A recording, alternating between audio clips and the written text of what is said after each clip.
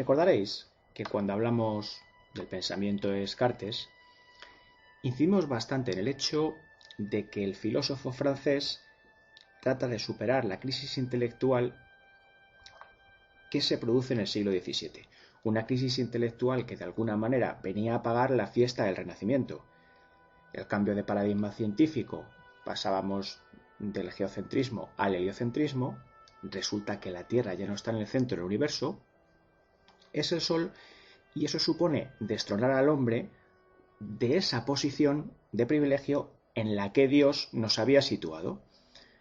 Como consecuencia, ese cambio de paradigma conlleva desorientación, una desorientación intelectual clara, inseguridad. El barroco es una época pesimista por excelencia.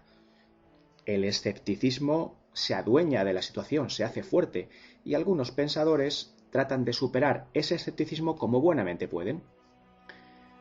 Descartes es uno de esos pensadores, y él piensa que el método es una herramienta, un mecanismo esencial para superar esa crisis, ese escepticismo. Tenemos el método, tenemos un conjunto de reglas ciertas y fáciles que nos permitirá avanzar en el conocimiento con seguridad y evitar el error, cosa fundamental. En el siglo XVII, en el barroco, atemoriza el error. Equivocarse es lo que hay que evitar a toda costa. Y con las reglas del método podremos avanzar en el conocimiento y podremos evitar el error, cosa, como digo, fundamental. Lo cierto es que Descartes comienza aplicando el método a la filosofía, planteando la duda metódica. Bien, vamos a ver, la duda metódica se llama así porque se supone que es un momento del método. Pero claro, la duda metódica de Descartes va mucho más allá, porque en realidad plantea unos interrogantes, unas cuestiones, unas preguntas que a uno, a poco que lo piense, hace que se le pongan los pelos de punta. Cuando empieza a aplicar la duda como primer paso o como punto de partida del método, ya os digo que se suelta unos interrogantes de los que se salen muy mal, nos mete en un atolladero muy difícil de superar. Recordaréis que los niveles de duda que Descartes plantea son tres. El primer nivel de duda, que es del que vamos a tratar hoy en nuestro camino hacia Matrix, es el de la falacia de los sentidos, es decir, dudamos del conocimiento sensorial. El segundo nivel de duda, que nos meterá directamente en el corazón de Matrix, es la imposibilidad de distinguir la vigilia del sueño. Y el tercer nivel de duda, que nos llevará más allá de Matrix, es la supuesta existencia del genio maligno que manipula nuestra mente. Vamos a desarrollar estos niveles de duda, empezando hoy por el primero de ellos y desde una nueva perspectiva. Recordad, no vamos a repetir, sino que vamos a intentar abrir nuevas vías de reflexión, tomando como punto de referencia lo que en su día afirmó el filósofo francés. Primer nivel de duda. Los datos de los sentidos, las falacias de los sentidos. Descartes afirmaba, y yo pienso que tenía buena parte de razón, que los sentidos nos engañan. Nos proporcionan determinadas informaciones que no son rigurosas y que en muchas ocasiones no son verdaderas. Todos hemos tenido la experiencia de haber visto ciertas cosas que no eran como nosotros pensábamos que eran. Quizá porque estábamos demasiado lejos, porque había poca luz o porque nuestras circunstancias personales no eran las mejores. La cuestión es que es indudable que los sentidos nos engañan. Yo creo que eso es un hecho. Ahora bien, hoy en día, con los avances que hemos experimentado en el campo del estudio de la percepción, nosotros no podemos plantear la cuestión de una manera tan sencilla o en términos tan dualistas como hacía Descartes al diferenciar radicalmente entre conocimiento sensorial y conocimiento racional.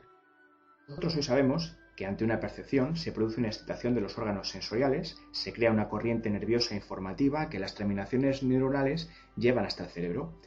El cerebro tiene que decodificar esa información, es decir, es fundamentalmente activo, es una herramienta activa. Nosotros no nos limitamos a recibir, a ser pasivos en la relación sujeto-objeto, sino que de alguna manera aportamos algo al conocimiento, construimos nuestra percepción, una percepción que está condicionada por nuestra época, por nuestra cultura, por nuestro contexto, por el momento en el que vivimos, y por tanto enseguida surge la cuestión de hasta qué punto lo que percibimos es tal y como lo percibimos, que de alguna manera es lo que venía a plantear Descartes, si lo que yo veo es tal y como yo lo veo.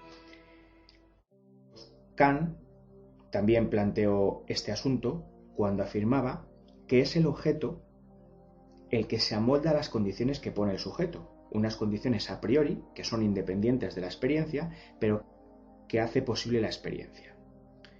Los neurólogos que estudian nuestro cerebro, nuestro sistema perceptivo, vienen a confirmar de alguna manera esta idea. El cerebro es una herramienta fundamentalmente activa, no se limita a recibir, sino que con la información que recibe ordena, da sentido, organiza, de tal forma que consigue que eso que percibimos signifique algo para nosotros. Piensan, en relación con este asunto, que el cerebro es una herramienta que la evolución ha transformado en un instrumento que nos sirve para sobrevivir, para solucionar problemas, pero que no es realmente fiable a la hora de hablarnos acerca de cómo es la realidad. No nos informa objetivamente acerca de la realidad de cómo son las cosas, sino que fundamentalmente intenta solucionar problemas. Hay un programa de redes en el que Punset entrevista a Cordelia Fine, que es profesora en la Universidad de Melbourne, y ahí dialogan acerca de cómo el cerebro discrimina aquella información que no considera relevante. Por ejemplo, nosotros nos podemos poner ropa que nos molesta y nos molesta durante unos minutos o incluso durante unos segundos. Luego esa sensación desaparece, porque el cerebro entiende que son datos no relevantes y por tanto de alguna forma es como si los ignorase. Lo mismo pasa a veces cuando vamos conduciendo.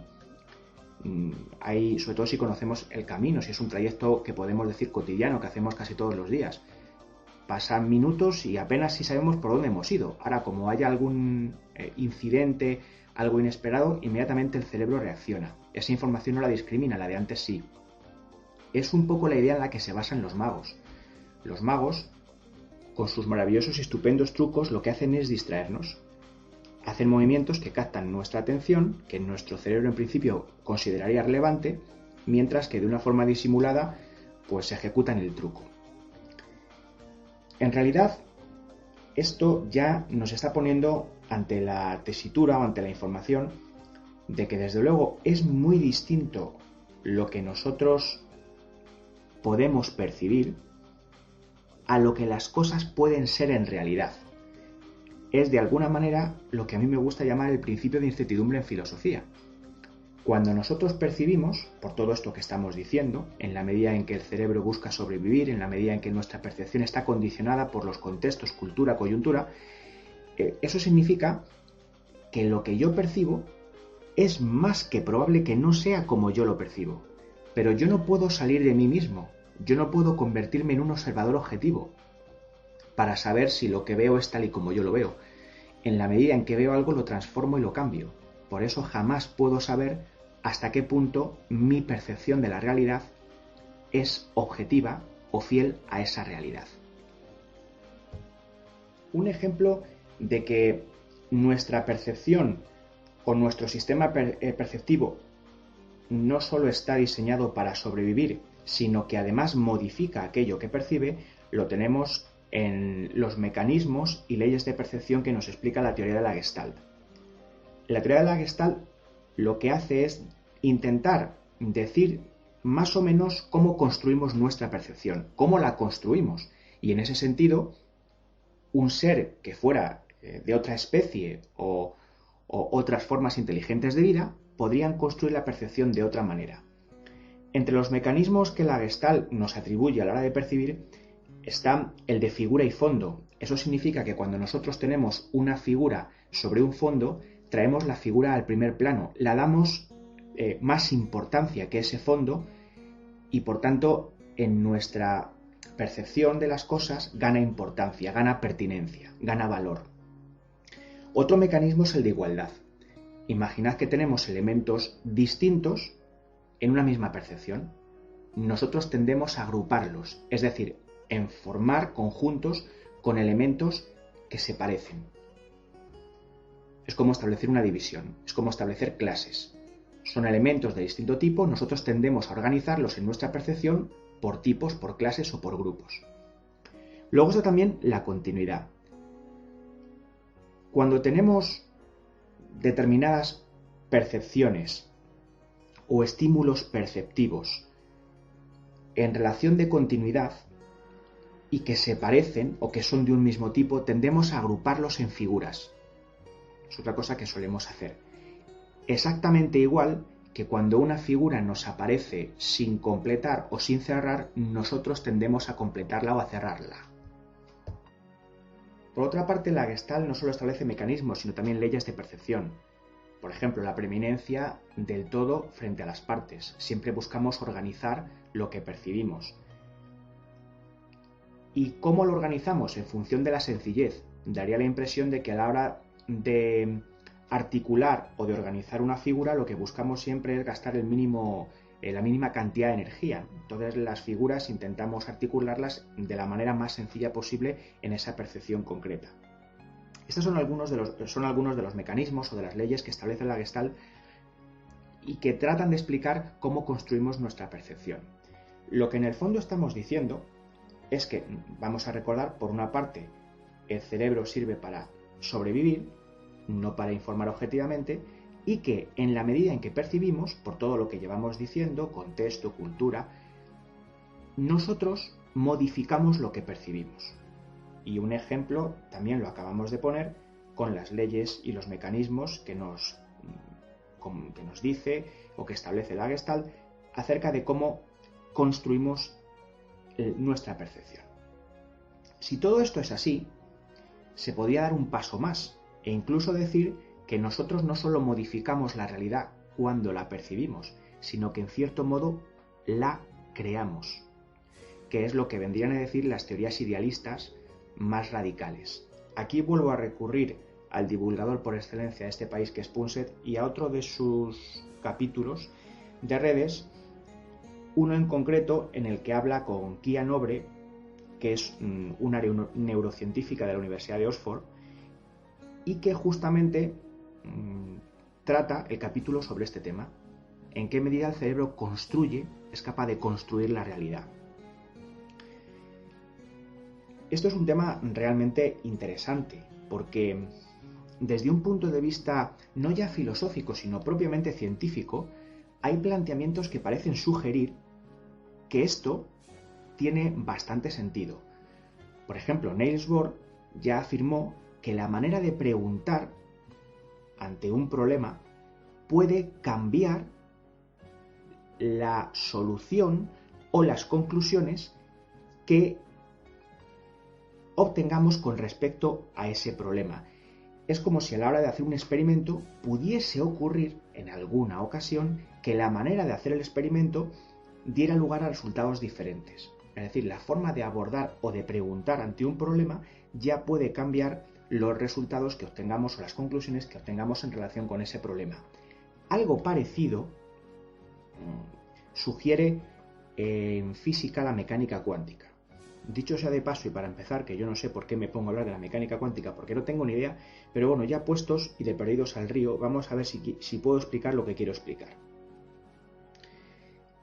Según los físicos, parece ser que las partículas o los elementos últimos de la materia presentan una característica según la cual a veces se comportan como ondas y a veces se comportan como partículas. Pongamos, por ejemplo, un electrón.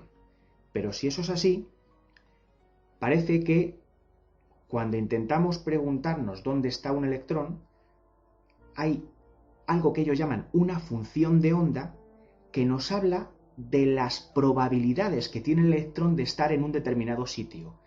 Eso poco más o menos vendría a decir que el electrón no está en ningún sitio o está en todos a la vez. Y es cuando el científico lo observa, cuando esas probabilidades o posibilidades se concretan, se materializan, y es cuando el electrón pasa a estar en un determinado lugar. Algo así es lo que yo entiendo.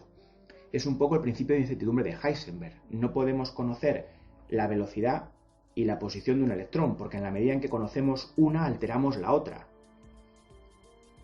que es en el fondo lo que estábamos diciendo antes, que en la medida en que percibimos la realidad, la alteramos, que fue lo que dijo Kant, con nuestras condiciones a priori.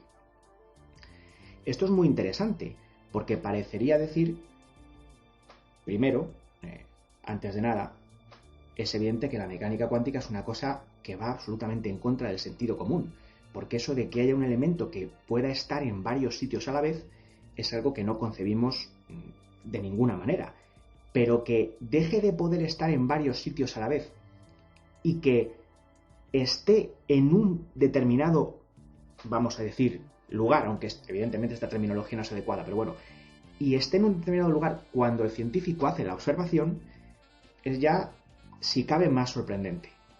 Porque vendría a decir que la realidad deja de ser posible y se concreta cuando nosotros la percibimos. Esto, que yo soy consciente de que no he explicado bien, pero bueno, ¿qué le vamos a hacer? Ha llevado a algunos físicos, a algunos científicos, a algunos pensadores como Eugene Wigner a afirmar que a partir de estos planteamientos se puede demostrar ni más ni menos que la existencia de Dios.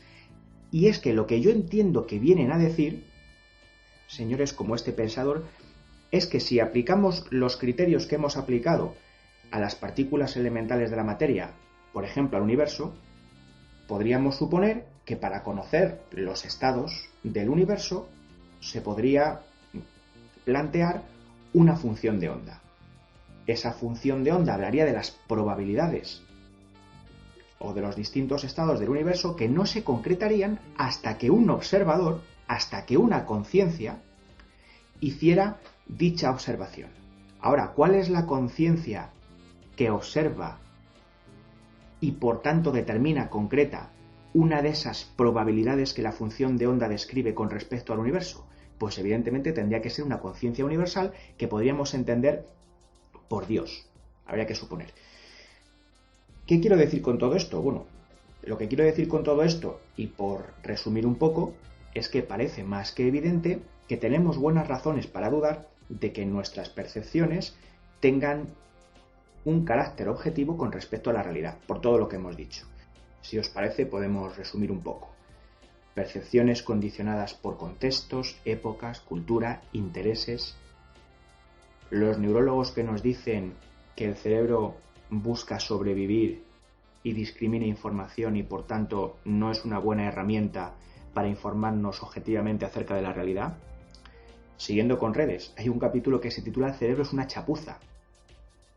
¿En qué sentido se puede decir eso? Pues es una chapuza si queremos que sirva como espejo de la realidad. Ahora, no es una chapuza si entendemos que nos sirve para sobrevivir. Bueno, por otra parte, además hemos establecido que a la hora de percibir modificamos lo que percibimos.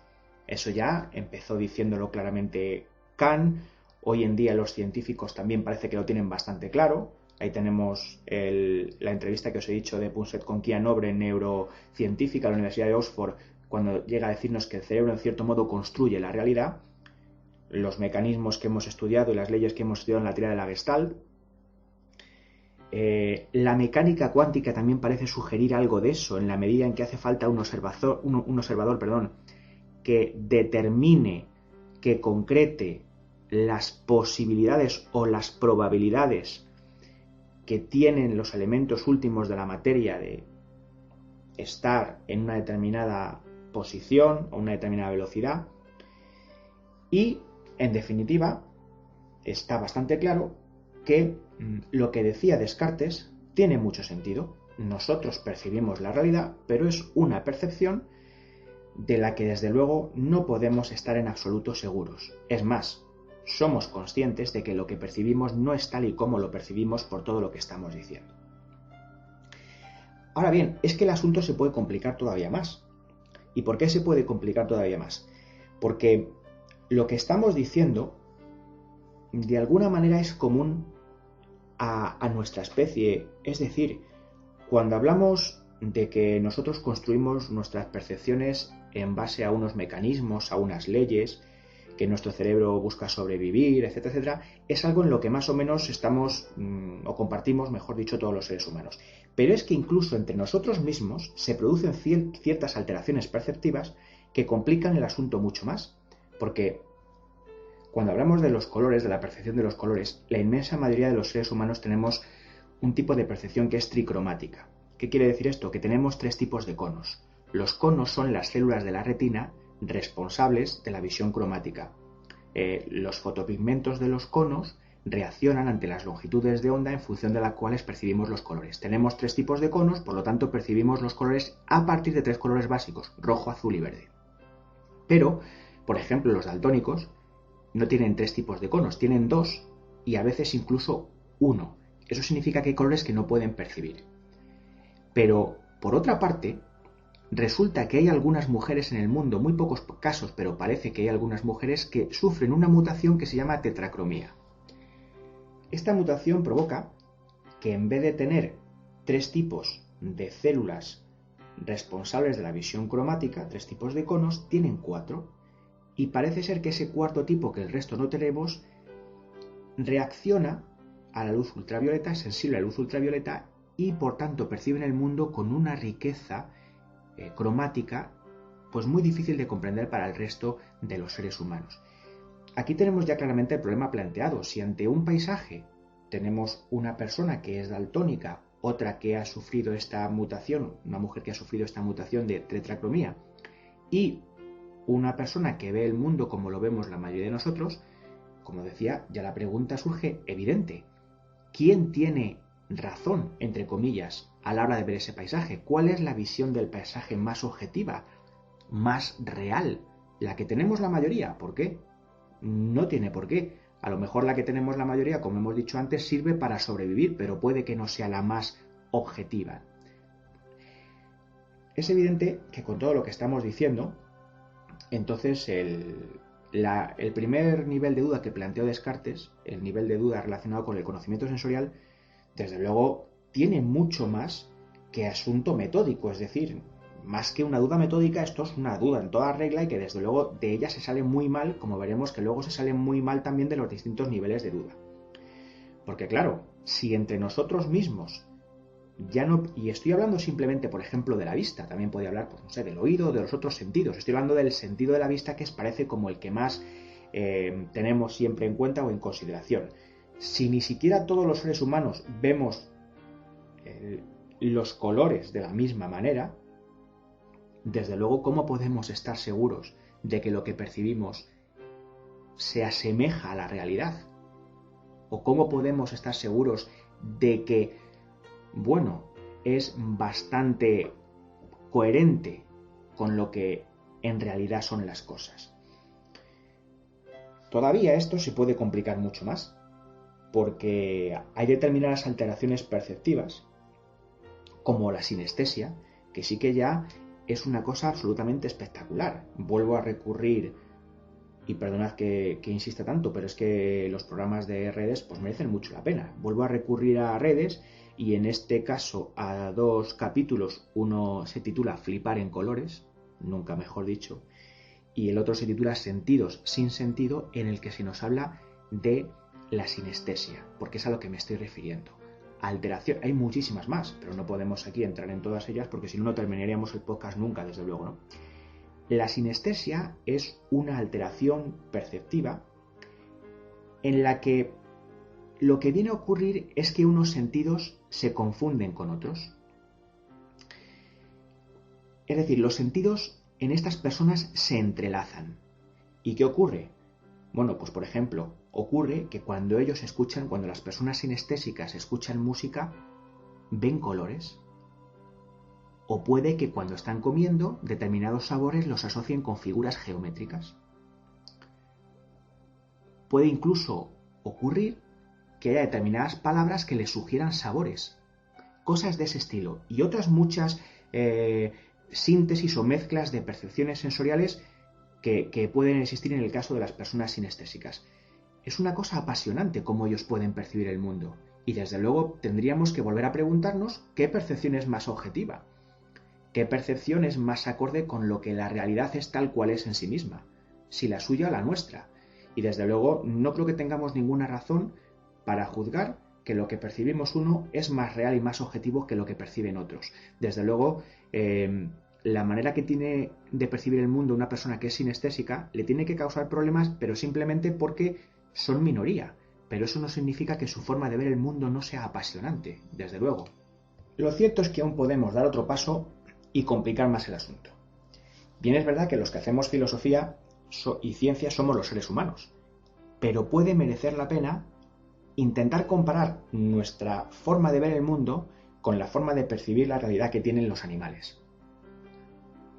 Es otro tema interesantísimo y normalmente salimos perdiendo, porque ellos, por lo que nos dicen las personas que estudian este asunto, ven, en términos generales, la realidad con mucha mayor riqueza cromática que nosotros.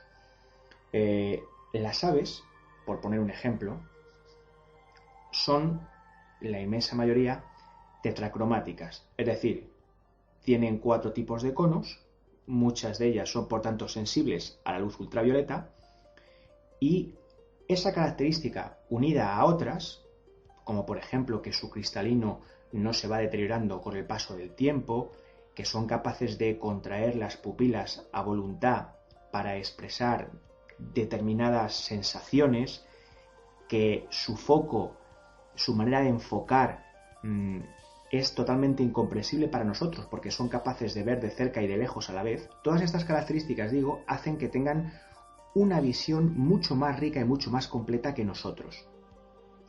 Además, si os dais cuenta, suelen tener los ojos a ambos lados de la cabeza, lo que les permite tener una visión panorámica pues también muy, muy amplia.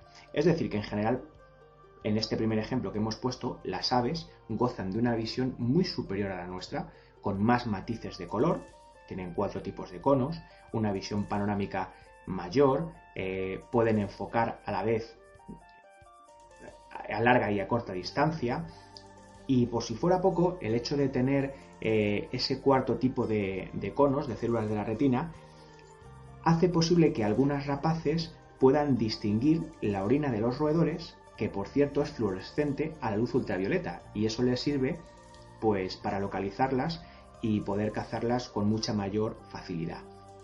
Es verdad que hay otros animales que a lo mejor no perciben tantos colores como nosotros, como por ejemplo pueden ser los perros, pero ¿quién no ha estado al lado alguna vez de uno de ellos y nos ha sorprendido cuando se ha incorporado y con las orejas de punta, y es porque ha captado algún sonido que nosotros no somos capaces de captar, porque hay determinadas frecuencias que son, o mejor dicho, que están por debajo del umbral de lo que nosotros podemos oír. Otro caso también interesante es el de la abeja. Según nos cuentan los estudiosos del asunto, parece que la abeja no distingue entre el rojo y el negro, y sin embargo sí distingue el ultravioleta. Es sensible a esa longitud de onda. ¿Qué ocurre entonces? Bueno, pues que parece ser que estos insectos perciben desde un punto de vista cromático el mundo de una manera muy distinta a la manera según la cual lo percibimos nosotros.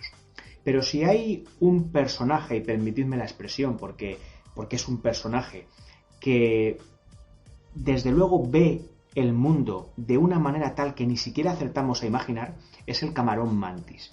El camarón mantis es posible, el ser vivo que existe en la Tierra con una mayor capacidad visual en relación no solo a los colores, sino en lo que se refiere a perspectivas, posibilidades, etc. Bueno, el camarón mantis, para que os hagáis una idea, es una especie de crustáceo, parece a una langosta. Es un animal que tiene 2 tallos a cada lado de la cabeza, como si fueran 2 antenas, y en cada uno de esos tallos tiene situado los ojos, de tal manera que cada ojo funciona de una manera totalmente independiente del otro. Es decir, uno puede enfocar en una dirección, el otro en una dirección totalmente contraria, algo ya que para nosotros resulta absolutamente incomprensible. Pero no solo eso, sino que dentro de cada uno de esos ojos se pueden distinguir como 3 partes, de tal manera que tiene de cada imagen 3 perspectivas diferentes. 3 perspectivas diferentes. Y por si fuera poco, que esto ya es, pues yo creo que el acabose, tiene 12 tipos de conos. ¿Qué significa que tiene 12 tipos de conos? Pues que tiene 12 tipos de células distintas responsables de la visión cromática. Es decir, si sumamos todo lo que hemos estado diciendo, resulta que tenemos un bicho que tiene 2 antenas, en cada una de ellas están situados los 2 ojos, que pueden enfocar o funcionar cada uno de manera totalmente independiente del otro. Además, en cada órgano visual, en cada ojo, hay 3 partes que le permite tener 3 imágenes de aquella cosa que percibe. A lo que hay que sumar los 12 tipos de conos que, según lo que se ha analizado y según lo que se ha estudiado, le permiten percibir en 12 colores básicos distintos. Con lo cual, nosotros no acertamos a imaginar de ninguna de las maneras lo que puede percibir un animal con esas características. Si por algún extraño milagro, pienso yo, pudiéramos ver la realidad durante 2 minutos tal y como la ve el camarón mantis, no entenderíamos nada de lo que estamos viendo. Es más que probable. Bueno, y con esto yo creo que más o menos podemos ya sacar una conclusión clara en lo que se refiere al primer nivel de duda que planteó Descartes, que no era otro que las dudas o las falacias de los sentidos, el hecho de que los sentidos no se engañan. Hemos intentado desarrollar este planteamiento, esta afirmación, y de alguna manera la ciencia parece darnos la razón. Entre lo que percibimos y la realidad tal cual es, hay muchas diferencias. Ya hemos visto, nosotros tenemos que ordenar aquello que percibimos. El cerebro busca fundamentalmente sobrevivir, modifica lo que percibe. Además, en cierto modo, las teorías idealistas afirman que casi creamos lo que percibimos en la medida en que tenemos que darle un sentido. Las diferentes maneras de percibir las cosas, incluso entre los propios seres humanos, en función de algunas alteraciones que existen en nuestros sistemas o mecanismos perceptivos. Las clarísimas diferencias que se dan entre especies, ya hemos visto entre nosotros y los animales. Pregunta clara, ¿cuál es la verdadera realidad? Entre todas esas diferencias a la hora de captar, de ver, porque nos hemos basado sobre todo en el sentido de la vista y fundamentalmente en la riqueza cromática del mundo y cómo percibimos ese mundo. De entre todas las maneras de ver la realidad, ¿cuál es la más objetiva? ¿Cuál es la más verídica? ¿Cuál es la más válida? Evidentemente no se puede saber. Estamos ante el principio de incertidumbre en filosofía. La relación sujeto-objeto es tal que nosotros estamos alterando el objeto y no podemos salir de nosotros mismos, lo que significa, por tanto, que jamás podremos conocer en qué medida lo que percibimos es tal y como lo percibimos. Primer nivel de duda de Descartes, las falacias de los sentidos, los problemas que se plantean en función de la percepción y de la manera de ver y captar la realidad por parte de los seres humanos. Bueno, y como comentábamos en un primer momento, esto se suponía que en Descartes era una duda metódica, pero desde luego da la impresión de que es más que metódica. Nos plantea unos problemas que tienen difícil solución. Yo creo que hasta aquí podemos llevar el primer nivel de duda de Descartes. Nos pone ante una tesitura difícil de afrontar. Hasta qué punto lo que vemos es como lo vemos. Y bueno, muy difícil de decidir, muy difícil de saber. Hasta aquí llegamos en lo que se refiere a este primer nivel de duda. Vamos a relajarnos con un poquito de música. En posteriores archivos ya abordaremos los otros niveles de duda, el segundo de los cuales es la imposibilidad de distinguir la vigilia del sueño. La duda se va radicalizando y directamente nos vamos a meter en Matrix, y si el primer peldaño, la primera red de la duda era complicada, la segunda, el segundo nivel, el segundo peldaño va a ser todavía mucho más complicada. Nos vemos, nos oímos en el siguiente audio con el segundo nivel de duda, la imposibilidad de distinguir la vigilia del sueño.